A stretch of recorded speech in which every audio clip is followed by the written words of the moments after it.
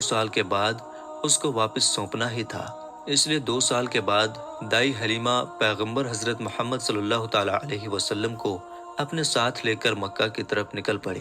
جب وہ مکہ میں پہنچی تو حضرت آمنہ سے کہنے لگی کہ آپ کا بچہ بڑا ہی برکتوں اور رحمتوں والا بچہ ہے۔ جب سے یہ بچہ میری گود میں آیا ہے تب سے میری تو زندگی ہی بدل گئی ہے، میری زندگی میں برکتوں رحمتوں کا دور شروع ہو گیا ہے۔ اس لیے میری آپ سے گزارش ہے کہ آپ تھوڑے دن اس بچے کو میرے پاس رہنے دیں، میں تھوڑے دن اس کی پرورش کرنا چاہتی ہوں۔ تو یہ سن کر حضرت آمنہ نے پہلے تو انکار کر دیا، مگر دائی حلیمہ کے بار بار کہنے پر حضرت آمنہ تیار ہو گئیں اور کہنے لگیں کہ تھوڑے دن اور اپنے پاس رکھ لو، پھر واپس آ کر مجھے دے جانا۔ اس طرح سے دائی حلیمہ آپ صلی اللہ تعالی علیہ وسلم کو واپس اپنے ساتھ لے گئیں۔ دوستو، ایسے کرتے کرتے پیغمبر حضرت محمد صلی اللہ تعالی علیہ وسلم کی عمر مبارک 4 سال کی ہو گئی۔ جب آپ کی عمر مبارک 4 سال کی ہوئی تو ایک دن آپ دائی حلیمہ کے گھر کے باہر کچھ بچوں کے ساتھ کھیل رہے تھے۔ ان میں حلیمہ سعدیہ کا ایک بیٹا جو پیغمبر حضرت محمد صلی اللہ تعالی علیہ وسلم کا دودھ شریک بھائی بھی تھا، وہ سب کھیل رہے تھے کہ اچانک آپ زمین پر گر گئے اور آپ کے چہرے اور جسم کا رنگ پوری طرح سے بدل گیا۔ دوستو، اتہاس کی کتابوں میں ہے کہ اس وقت حضرت جبریل علیہ السلام پہلی بار پیغمبر حضرت محمد صلی اللہ تعالی علیہ وسلم سے ملنے آئے تھے۔ جیسے ہی حضرت جبریل آپ کے پاس آئے تو آپ کو زمین پر لٹا کر آپ کے سینے کو چاک کر دیا، یعنی کہ آپ کے سینے کو چیر دیا اور آپ کے دل کو باہر نکال لیا۔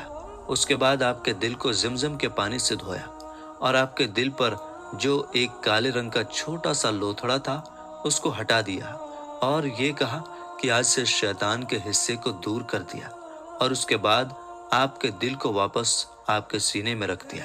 دوستو، ادھر یہ دیکھ کر آپ کے ساتھ کھیل رہے بچے گھبرا گئے کہ آپ کو کیا ہو گیا، اس لیے وہ دوڑے دوڑے دائی حلیمہ کے پاس پہنچ گئے اور کہنے لگے کہ محمد کا کسی نے قتل کر دیا ہے۔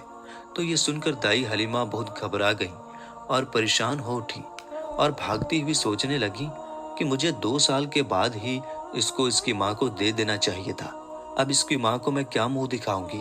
یہ سوچتے ہوئے دائی حلیمہ بھاگتی ہوئی آپ تک پہنچی تو حلیمہ نے دیکھا کہ آپ کا جسم کا رنگ بدلا ہوا ہے، مگر تھوڑی دیر کے بعد آپ کو ہوش آ گیا۔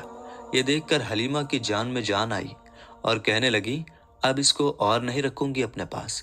اس کے بعد دائی حلیمہ مکہ پہنچی اور پیغمبر محمد صلی اللہ تعالی علیہ وسلم کو حضرت آمنہ کے حوالے کر دیا۔ دوستو، اس کے بعد 4 سال کی عمر کے بعد آپ اپنی ماں حضرت آمنہ کے پاس رہنے لگے۔ اس کے بعد زندگی کے دن بیتتے چلے گئے۔ سن 575 یا 576 میں جب آپ کی عمر 5 اور 6 سال کے بیچ ہوئی تب آپ اپنی ماں حضرت آمنہ کے ساتھ اور اپنے دادا عبد المطلب کے ساتھ مدینہ کی طرف نکلے۔ مدینہ میں آپ کے لیے 2 خاص باتیں تھیں۔ ایک تو یہ کہ مدینہ میں آپ کے والد حضرت عبداللہ کی قبر مبارک تھی، اور دوسری بات یہ تھی کہ مدینہ میں آپ کے دادا عبد المطلب کا ننھال بھی تھا۔ دوستو، اس زمانے میں سفر 1 مہینے یا 1.5 مہینے کا ہوا کرتا تھا، اس لیے آپ کا یہ سفر بھی تقریباً مہینے بھر کا تھا۔ 1 مہینے کے بعد جب آپ پلٹ کر واپس مکہ کی طرف آ رہے تھے تو آپ کی زندگی میں جو واقعہ پیش آیا اسے دیکھ کر آپ کے دادا عبد المطلب بھی رونے لگے۔ اللہ کے پیغمبر حضرت محمد صلی اللہ تعالی علیہ وسلم کو اپنے بچپن کی عمر میں ہی آپ کو دوسرا بڑا جھٹکا لگا اور اللہ نے آپ کو ایک اور آزمائش میں ڈال دیا۔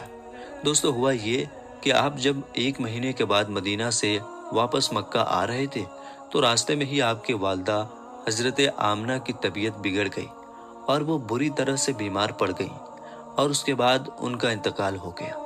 مکہ اور مدینہ کے بیچ الابوا نام کی ایک جگہ ہے، وہیں پر حضرت آمنہ کو دفن کیا گیا اور اس طرح سے آپ 6 سال کی عمر میں ہی یتیم ہو گئے۔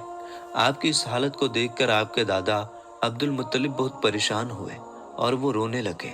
ایک تو یہ کہ آپ کی پیدائش کے کچھ دن پہلے آپ کے والد حضرت عبداللہ کا انتقال ہو گیا تھا، اور اب دوسرا جھٹکا یہ لگا کہ آپ کی عمر ابھی 6 سال کی بھی نہیں ہوئی تھی کہ آپ کی والدہ کا بھی انتقال ہو گیا۔ یہ دیکھ کر آپ کے دادا عبد المطلب کو بہت دکھ ہوا، مگر وہ بھی کیا کرتے، ایک دن تو سب کو مرنا ہے۔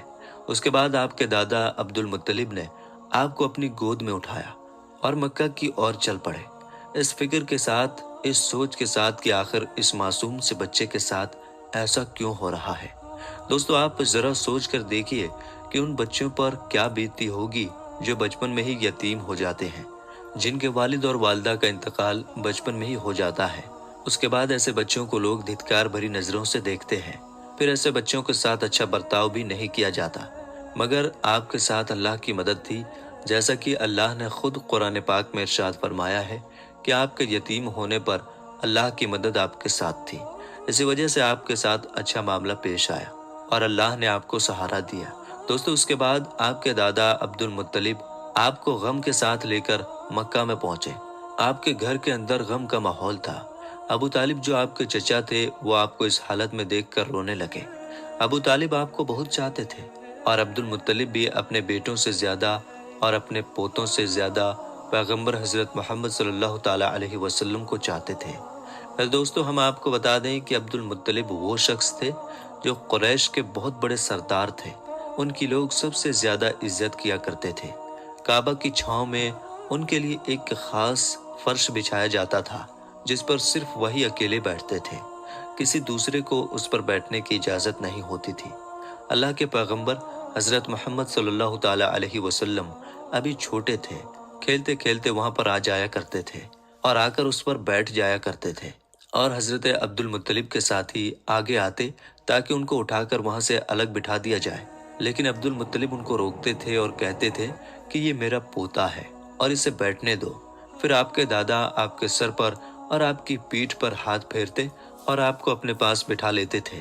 دوستو، کہنے کا مطلب یہ ہے کہ آپ کے دادا عبد المطلب کے دل میں آپ کے لیے محبت کوٹ کوٹ کر بھری ہوئی تھی۔ آپ کی وہ ہر خواہش کا خیال رکھتے تھے، آپ کی ہر ضرورت کو وہ پورا کیا کرتے تھے، آپ کو کسی بھی طرح کی کوئی تکلیف نہیں ہونے دیتے تھے۔ وہ ہمیشہ آپ کو اپنے ساتھ رکھتے